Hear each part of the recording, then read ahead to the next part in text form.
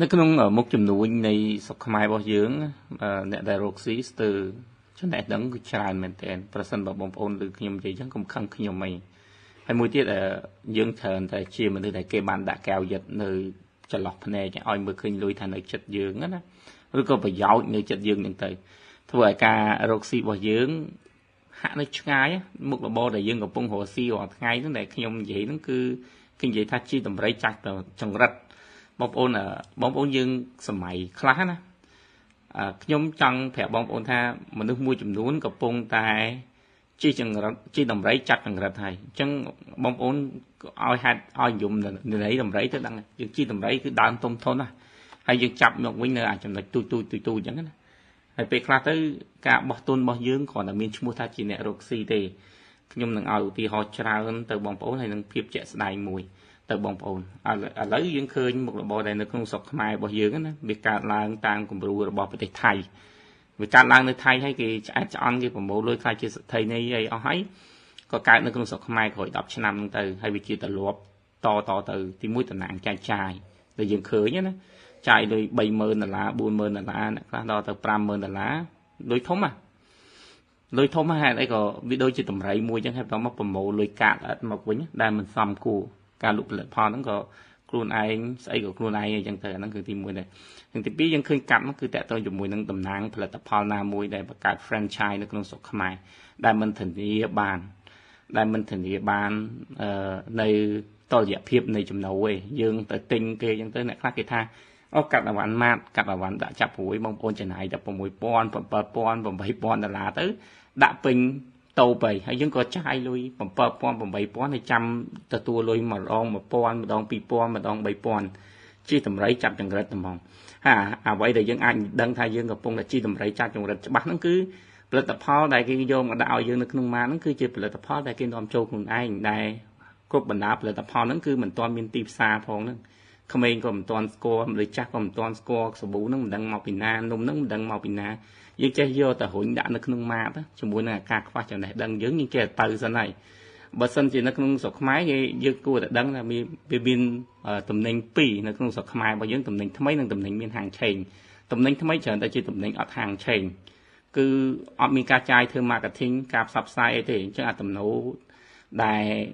ក្រុមហ៊ុនថ្មីចូលមកគឺរុញតាមអ្នកលក់ហ្នឹងឯងដាក់នៅអ្នកលក់ហ្នឹងទៅអ្នកលក់មិនដាច់ហ្នឹងដាច់ខ្យល់អ្នកលក់ទៅក្រុមហ៊ុននៅតែប្រមូលលុយអញ្ចឹងទៅហើយយើងរុញតែអ្នកប្រើប្រាស់គាត់អត់ដែលមានបទពិសោធន៍ជាមួយផលិតផលអស់ហ្នឹងគាត់អត់ងាយតែអញ្ចឹងអាហ្នឹងរឿងទី2ដែលខ្ញុំនិយាយហើយរឿងទី3នោះជីតម្រៃដូចគ្នាដែរគឺបោះទុនមួយធំតែម្ដងទៅរក CA មួយអញ្ចឹងទៅដូចមួយរយៈក្រោយចុងក្រោយនេះយើងឃើញមានការសេងតូបកាហ្វេច្រើនអញ្ចឹងណាការសេងតូបកាហ្វេរាប់រយតូបកាហ្វេក្នុងមួយខែហើយអ្នកហ្នឹងក៏ទៅទិញតូបកាហ្វេទៅយើងលក់កាហ្វេ fin លក់កាហ្វេអីមិនសូវអស់ប្រមាណទេជាពិសេសអ្នកលក់កាហ្វេម៉ាស៊ីនគាត់អត់យល់ទេណាអ្នកខ្លះគាត់អានអត្ថបទមួយដែលគេផ្សាយថាលក់កាហ្វេម៉ាស៊ីនគួរតែដាក់តម្លៃតែ$5,000ទៅដឹងតែមានភ្ញៀវចូលច្រើនហើយគាត់ចាយលុយប្រមាណគាត់ចាយលុយទៅលើដឹកគ័ររបស់គាត់ជាមួយនឹងអាទូកាហ្វេរបស់គាត់អត់ក្រោម$2,000ទេអ្នកខ្លះអត់ក្រោម$2,000អ្នកខ្លះទៅ$3,000ណាទូកាហ្វេរបស់គាត់បងប្អូនគិតមើល$2,000 $3,000ណាទិញម៉ាស៊ីនកាហ្វេបើទិញថ្មីចន្លោះ$3,000 ទៅ$5,000អានល្អអានមកទឹកយើងទិញយកមកប្រើរបស់គេក៏$1,000ជាងដែរហើយបើយើងទិញពីចិនដែលវាត្រូវការប្រើមិនតំណែងអីជួសជុលរាល់ថ្ងៃហ្នឹងក៏$700-800ដែរអញ្ចឹងគ្រាន់តែបើកហាងកាហ្វេមួយអ្នកខ្លះគាត់បញ្យល់បងប្អូនពីបើកហាងកាហ្វេមួយហ្នឹងគាត់ថាចាយលុយអស់$4,000 $5,000ហើយបងប្អូនយកទៅលក់នៅក្នុងតម្លៃ$5,000នៅក្នុងមួយកែវ$5,000នៅក្នុងមួយកែវឃើញទេបោះជីតម្រៃហើយទៅចាប់ចង្រិតហើយបើសិនជាចង្រិតហ្នឹងវាសមរម្យយើងអត់ថាហេតុអីក៏យើងនិយាយថាពូនិយាយចឹងមិនត្រូវចុះ Amazon អស់ចុះធូបកាហ្វេចុះកាហ្វេផ្សេងទៀតដែលគេលក់គេបោះទុនដល់រាប់$10,000នោះហេតុអីក៏ពូមិននិយាយថាគេចាប់ចង្រិតផងទៅគេបោះទុនច្រើនទាំងអស់អាហ្នឹងមានចំណុចដែលខ្ញុំត្រូវប្រាប់គេមានយុទ្ធសាស្ត្រតម្លៃរបស់គេមានយុទ្ធសាស្ត្រទីផ្សាររបស់គេហើយគេមានការគិតល្អិតល្អន់របស់គេហើយទីផ្សាររបស់គេធានាបាននៃការលក់ប្រព័ន្ធលក់របស់គេហើយស្រាប់អស់ហើយដែលអ្នកទិញហ្នឹងគេបានសិក្សាអ្នកលក់ franchise ហ្នឹងគេបានសិក្សាឲ្យថាបើសិនគេលក់ franchise ដូចធូបចុះ$10,000ចុះឧទាហរណ៍ណាធូប$10,000ចុះគេលក់ franchise ហ្នឹងគេរៀបចំឲ្យ អ្នកទាំងអស់គ្នាទាំងអស់ហើយគេរៀបចំប្រព័ន្ធទាំងអស់ហើយគេសិក្សាទីតាំងទាំងអស់ហើយគឺសិក្សាតក័ទាំងអស់ហើយគេបន្តបដាបុគ្គលិកទៅឲ្យអ្នកទាំងអស់គ្នាទាំងអស់ហើយណាហើយគេដឹងថាទីផ្សារកាហ្វេរបស់គេមួយកែវលក់ចំណេញបានកម្រិតណាមួយកែវអត់ក្រោម$2 $3ទេទៅទេតែបើយើងគិតទៅបើសិនជាមួយថ្ងៃលក់បានបើជាទូទៅគេថាកែវរបស់គេលក់បាន500កែវណាកាលមុន Amazon ថាកន្លែងខ្លះដល់1000កែវជាងអាហ្នឹងជាទីផ្សារផលិតផលដែលខ្ញុំនិយាយភ្ជាប់ទៅម៉ាតមុនណាម៉ាតមុនទិញផលិតផលកាត់គេ7000 8000ផលិតផលពេញទូពេញផ្ទះប៉ុន្តែសួរថាផលិតផលហ្នឹងមកពីណាអាហ្នឹងហើយដែលហៅថាអត់មានចំណេះដឹងឬក៏ចាប់ចង្រិតទាញចូលដល់កាហ្វេហ្នឹងដូចគ្នាដែរទីនេះខ្ញុំនឹងបញ្យល់អ្នកដែលចង់បើកកាហ្វេថាឥឡូវខ្ញុំអត់ទិញ franchise ខ្ញុំក៏មិនលើកទឹកចិត្តឲ្យទិញ franchise ដល់តម្លៃធំនោះដែរប៉ុន្តែបើសិនជាយើងចង់បើកកាហ្វេយើងត្រូវសិក្សាឲ្យខ្លះហើយយើងមើលតាការបោះទុនរបស់យើងមួយទំហឹងធំនេះវាអស់ប្រមាណដែរឥឡូវយើងនិយាយពីកាហ្វេមិញអញ្ចឹងធូប 100000 បោះទុន 100000 សម្រាប់បើក franchise ទទួលបានប្រព័ន្ធទាំងអស់ទទួលបានការធ្វើទីផ្សារទាំងអស់យើងចាំតែលក់ទៅបដោះបុគ្គលិកបដោះបដាទាំងអស់អត់ចាំបាច់ហត់នឿយហើយក៏គេ guarantee ថាអង្គជាទូទៅ100000ហ្នឹងយើងអាចប្រមូលបានប្រហែលឆ្នាំមកវិញអញ្ចឹងណាអាហ្នឹងគេហៅថាប្រមូលលុយដើមរបស់យើងឬក៏ break even point របស់យើងឃើញប៉ុន្តែ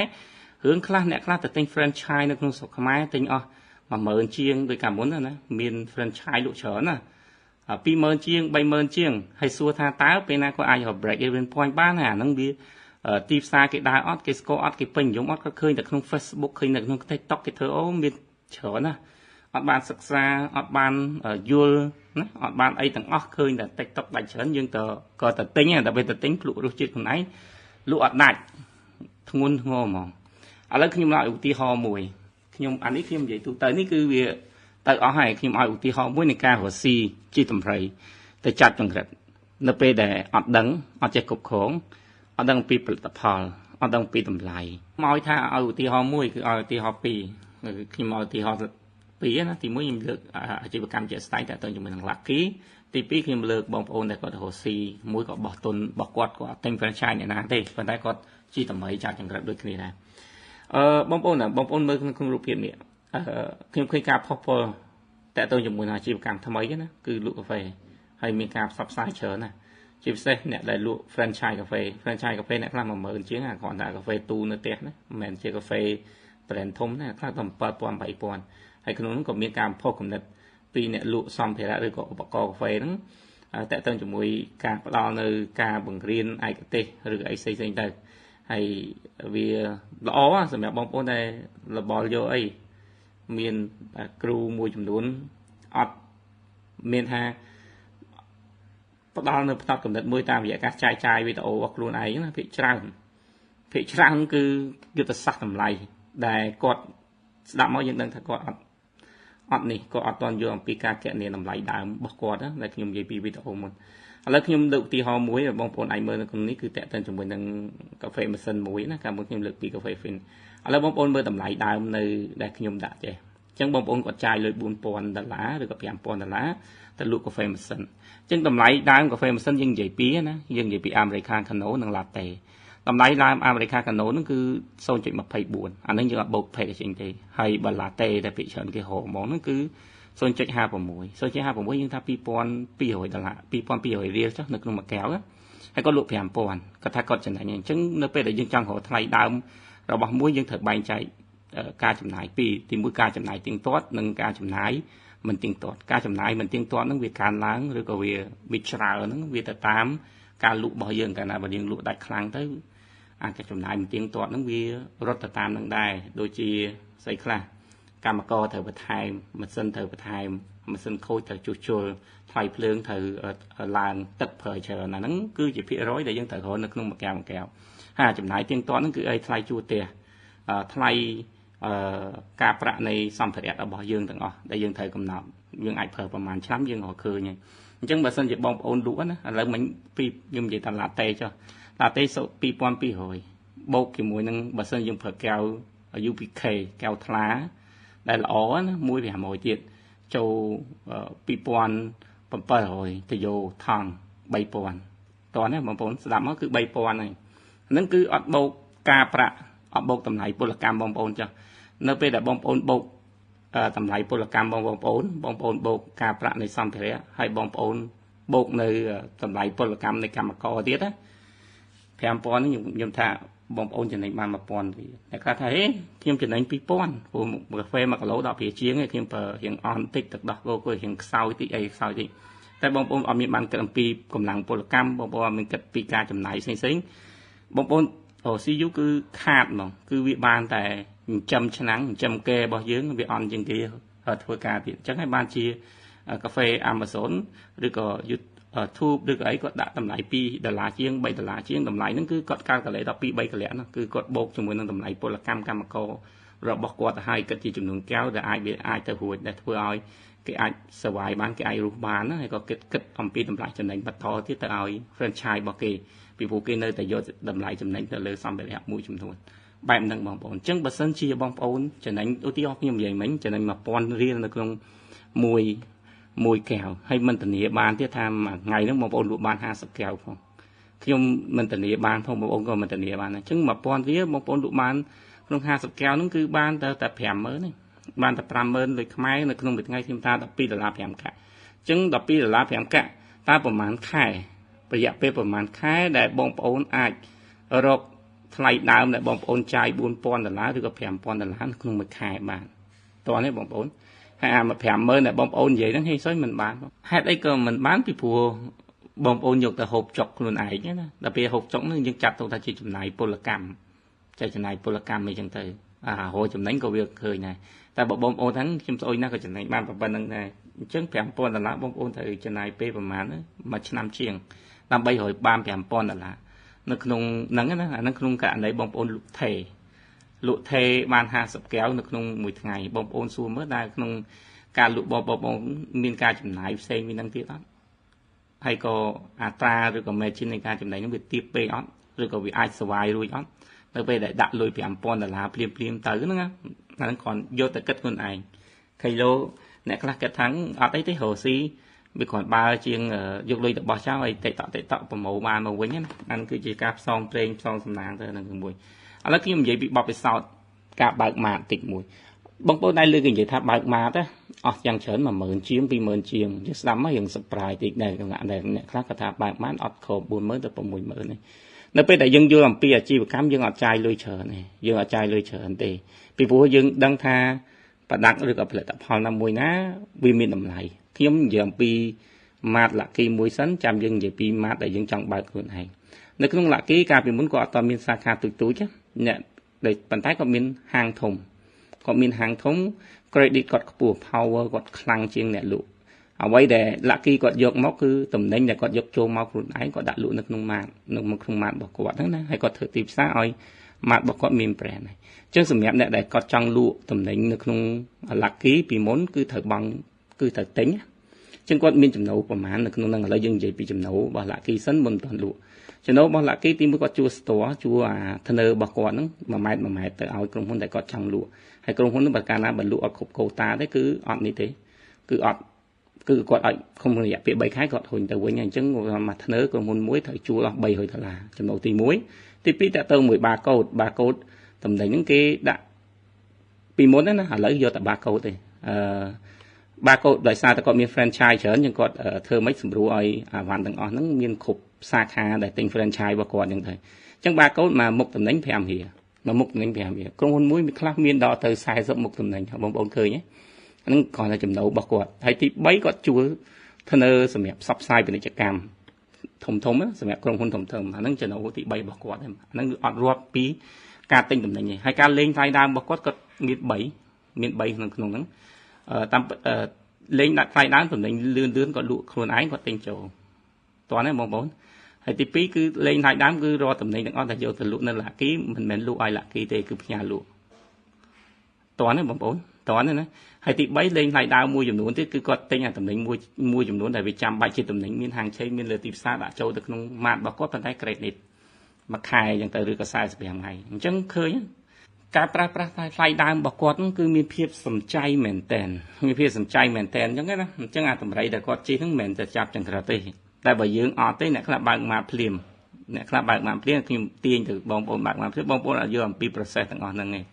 បងប្អូនអាចយកអំពី POS របស់វាបងប្អូនយក ពី SOP របស់វាទាំងការគ្រប់គ្រងទំនិញការលក់ចេញតម្លៃដើមនិង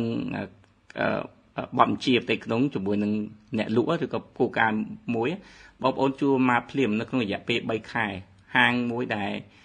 គេយកទំនិញហ៊ានយកទំនិញមកផ្ញើបងប្អូនតតែម៉ាតនឹងដើរផុត3ខែហើយនៅចំទីតាំងល្អអញ្ចឹងណា3ខែដំបូងណាបងប្អូនអត់ទាន់ដឹងថាក្នុងផលិតផលរបស់បងប្អូនមិនទាន់ចេះចាយចំណាយថ្នាក់នៅក្នុងតំបន់ហ្នឹងថាផលិតផលណាលក់ដាច់ច្រើនឬក៏លក់លឿនឬក៏ជាតម្រូវការនៅក្នុងស្រុកគឺបងប្អូនអ្នកខ្លះក៏ទិញយកពីផ្សារមកយកទៅញុកណាការដែលបងប្អូនកាន់តែញុកមានថាបងប្អូនកាន់តែខាតលុយដែលបងប្អូនទិញហ្នឹងគឺកាន់តែខាតនៅពេលដែលមិនទាន់សវេពីព្រោះបងប្អូនអត់ទាន់បានបែងចែកនៅផលិតផលដាក់ហ្នឹងទី1ណាហើយទី1ទី2នៅពេលដែលក្រុមហ៊ុនគេព្យាយាមមកលក់ផលិតផលឲ្យបងប្អូនថាជាក្រុមហ៊ុនដែលមានហាងឆេងឬក្រុមហ៊ុនដែលអត់ហាងឆេងគឺបងប្អូនអត់មានបានចរចាជាមួយនឹងការផ្ញើអវ៉ាន់របស់ពួកគាត់លក់បងប្អូនអត់មានបានការចរចាអំពីការឧបត្ថម្ភរបស់ក្រុមហ៊ុនថាត្រូវតែជួយបងប្អូននៃខ្លះតែទៅជាមួយនឹងផ្នែកតកខាងក្រៅខាងក្នុងជា stand ជាអីគឺអត់ទាំងអស់ហ្មងហើយការខ្ចីឬមានថាលក់ឲ្យចម្ពាក់តតែ credit មានថាមួយខែឬក៏45ថ្ងៃគឺបងប្អូនអត់ធ្វើទាំងអស់គឺបងប្អូនគ្រាន់តែប្រើអារម្មណ៍មើលទៅលើតំណែងបងប្អូនទិញយកហើយ credit អ្នកគាត់គេឲ្យបងប្អូនតែមួយទឹកគឺការខាតហ្នឹងវាខាតធ្ងន់ដោយសារតែបងប្អូនអត់ជំនាញអញ្ចឹងគាត់តែបើកម៉ាកហ្នឹងរកចាប់នៅអាថ្លៃដើមរបស់ខ្លួនឯងចំណាយមួយខែទៅ3ខែដំបូងគឺអត់បានគេហៅរកស៊ីចាយដន់ណាតែគេបើកឆ្អិនគេយល់ថាក្នុងខែទី1គេចាយលុយប្រហែលខែទី2គេចាយលុយប្រហែលខែទី3គេចាយលុយប្រហែលដើម្បីឲ្យគេអាចឈរទៅរួចពីព្រោះនៅពេលដែលគេចាយគឺមានន័យថាគេខាតហើយនៅពេលដែលគេប្រមូលមកវិញតាមអារបរដែលវាបានលុយកាក់អត់អញ្ចឹងណាការប្រើប្រាស់លុយដើមឬក៏ការកំណត់តម្លៃដើមហើយនឹងការកំណត់នៅតំណែងយុទ្ធសាស្ត្រតំណែងអត់ច្បាស់លាស់វាធ្វើឲ្យខាតបង់អញ្ចឹងបងប្អូនក៏ឃើញអាហ្នឹងគឺជារឿងមួយគេហៅថាជីតម្រៃចាប់ចង្រិតនៅក្នុងស្រុកខ្មែរយើងសម្បូរបែបហ្នឹងគឺពេលដែលយើងចេញរកស៊ីយើងអត់បានឲ្យច្បាស់លាស់ពីរឿងទាំងអស់ហ្នឹងទេនៅពេលដែលរកស៊ីគឺសវ៉ាធ្វើមិនឲ្យធំហើយពេលលក់គឺសវ៉ាធ្វើមិនឲ្យថោកជាងគេបងប្អូនចំណាំមើលនៅក្នុងស្រុកខ្មែរពេលរកស៊ីសវ៉ាធ្វើមិនឲ្យធំពេលលក់សវ៉ាធ្វើមិនឲ្យថោកជាងគេហើយទៅពេលចឹងទៅវាជាបញ្ហាបើសិនជាផលិតផលហ្នឹងរបស់បរទេសយើងជាខ្ញុំបរទេសណាมันអាចប្រែខ្លួនជាសហគ្រិនជាអ្នកផលិតជាអីបានទេទី1ទី2បើជាផលិតផលនៅក្នុងស្រុកលក់ទៅវាខាតបង់តែយើងខាតពេលវេលាណាឥឡូវយើងសូម slash ប៉ុណ្ណឹងតិចចុះព្រោះ17នាទីចុច40សក្តិហើយចាំបន្ថែមពេលក្រោយខ្ញុំជំរាបបងប្អូនអ្វីដែលខ្ញុំនិយាយហ្នឹងអត់មានរៀបទេនិយាយយកហ្មងអញ្ចឹងវាមិនសូវប្រសើរព្រោះបើខ្ញុំចំណាយពេលនៅក្នុងការរៀបខ្ញុំអត់មានពេលធ្វើវីដេអូអញ្ចឹងនឹងជួបវីដេអូទី2តើទៅជាមួយនឹងមុខរបរជិះទាំងតម្រៃចាច់បង្រិតនឹងមាននឹងអីទៀតនៅក្នុងនឹងអរគុណ